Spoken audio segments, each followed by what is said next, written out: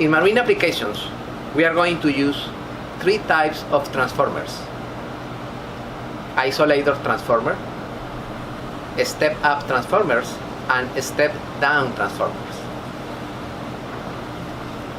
In simple terms, a transformer is basically an iron frame with two coils, one in front of the other one.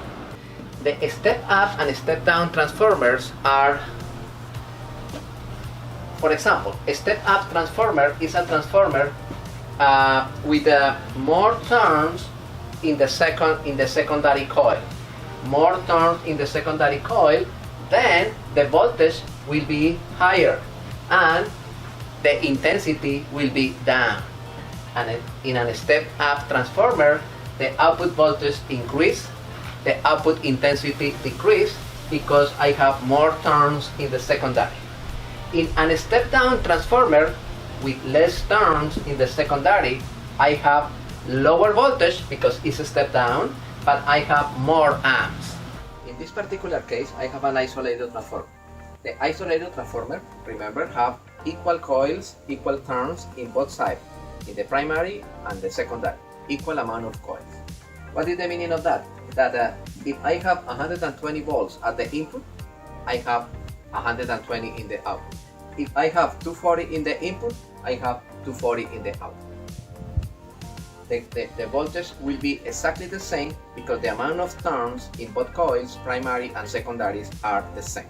This is the isolator transformer. Where is located the isolator transformer in a boat? According with my recommendation, the isolator transformer should be located. This is the output of the switch selector. This is the output of the switch selector. The power enter in the isolator transformer, and the power continue and enter in the main breaker of the AC panel. According with my recommendation, the isolator transformer should be located in between the switch selector and the main panel. Okay, what is the procedure to do the wiring with transformers? If I have a transformer like this, suppose that this transformer is a single phase.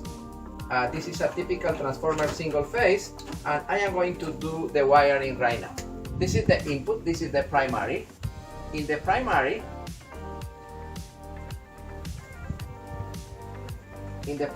I have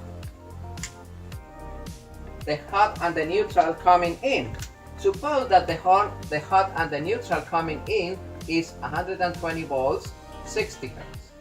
And remember, only at the source of the power, neutral and ground are together. This is the source of the power. In this point, the ground is together with the neutral.